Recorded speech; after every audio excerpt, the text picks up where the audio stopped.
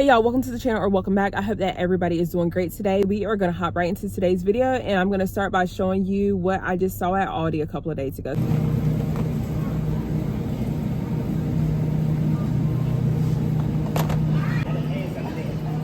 So a lot of people think that Aldi is one of the more affordable stores to shop at, and I have to agree. But again, I've been shopping multiple stores because I try to get the most bang for my buck. So I have been shopping at Aldi for the last 2 weeks. I noticed the day before online that the meat that is priced at, I think it was $5.49, which is 80/20, and it is grass fed. It's 1 pound. It's $5.49. It was completely out of stock, and I'm like, okay, maybe by the time I'll go tomorrow, it'll be restocked. Of course, that was not the case. So I kind of wonder if we're going to have some kind of shortage of beef, because again, I feel like Aldi right now in my area is the most affordable meat for that 80/20. You just saw that price for a little over a pound, you guys. We're paying $9 and some change for ground beef, and these prices are going to continue to rise. The issue with this is so many people are struggling to put food on the table. A lot of people are having a hard time just making ends meet. Food has been a struggle. I warned you it would happen, and it just happened. Ground beef just hit over $6 a pound. That is the highest price in U.S. history. And steak, nearly $12 a pound now. Why? There are a few reasons. U.S. tariffs on Brazil. We get 33% of our beef from there. And making matters worse, we have the smallest cattle supply since the 1950s. There have been droughts, skyrocketing feed costs, and because of that, ranchers are selling off herds, so it's all dropping supply. Demand is still high. We still want our beef and our steak, so prices are exploding. That's what happens. Here's how to fight back. First, I want you to swap beef for pork or chicken if you like it. Still cheaper per pound. Ground beef does go on sale. Buy in bulk and freeze it. It stays for a long time. And always check the unit prices on packages. Some brands can use this opportunity and start shrinking the amount you get, charging you the same, hoping you won't notice. That's for the prepackaged meat. Only buy the meat where you're paying per pound, and you can see exactly what you're getting. This is not just inflation. It's a supply mess. It's extreme weather. And it's some corporate greed. I will say, check with your churches, check with your local food pantries. But again, you have to remember, with bills and a lot of cuts being made to certain programs, a lot of people have already been impacted. A lot of corporations that help people that are struggling, with food are already being impacted, or have been impacted, and will continue to be impacted. So they're not able to get as much food out into the public as maybe they once were, as well as donations are not coming in like they have been, because a lot of people, are pinching pennies. She's been working at a food bank for 18 years. Volunteer work for 18 years at this food bank. And she said she has never seen such a line and such need. And she started to cry. And I said, "Why are you crying?" And she goes, "Drayton, they were begging me for food. Begging. And we ran out." And she said, "I had to listen to people beg for anything." And she said, in 18 years of doing this, it's never happened before. And she goes, "I wasn't ready."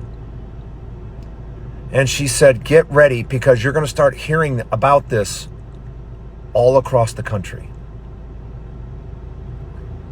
That's the America that we live in right now, where long lines and people trying to get food. And in America, the richest country in the world, we have people begging for food. I hope you billionaires sleep well at night. I really do. Because to be a billionaire and letting food banks go bare, I'm sorry, there's no excuse. Absolutely none. Excited about going to the food bank today. I'm not gonna lie, I was a little disappointed that there wasn't really much at the food bank today.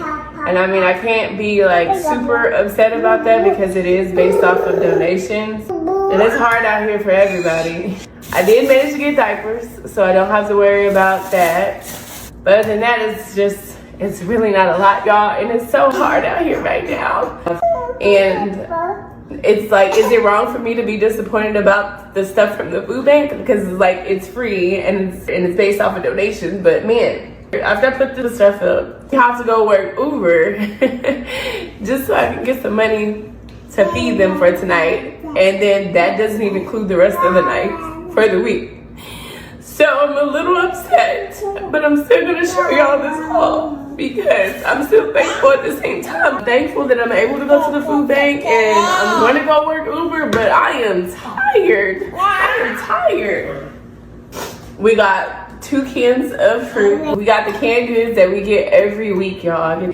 I've gotten so much spaghetti noodles from the pantry that I'm just going to use a couple cans of the diced tomatoes, and I think I have another can of spaghetti sauce from a week or 2 ago that I'm gonna just use to make some spaghetti, but I have to work Uber to go and get the ground meat. That's like, woo! Lord, 2 bags of chips, a bag of onions, peanut butter, another box of mac and cheese, oats, rice, and beans, and that's what we got today.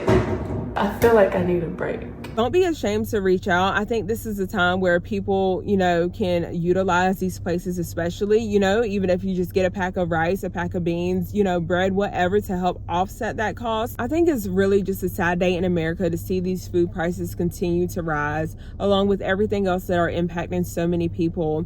And, some people, they're just stretched thin and don't know what to do. I just hate the thought of, kids going to bed hungry. I hate the thought of people trying to make meals stretch because they don't know, where their next meal is going to come from and if they're even going to have another meal. And some of the programs that have been here and put here in place for people to use, some of those are being, limited or, taken away. I worry about a lot of kids, the elderly population to, just kids and elderly population like pull on my heartstrings, and those are the populations that are affected a lot of the times, by that elderly. Most of the time they're buying medications, have other bills. They just don't have, a lot of money that they can spare to even provide food for themselves. And, the elderly, when they get older anyways, they stop eating a lot of the times. They're not eating a whole lot to start with. So to get to the point where they don't even have food to meet their basic needs, to eat that 1 or 2 meals a day, that's very disheartening, and it's heartbreaking. I'm just saying, how much they give you food stamp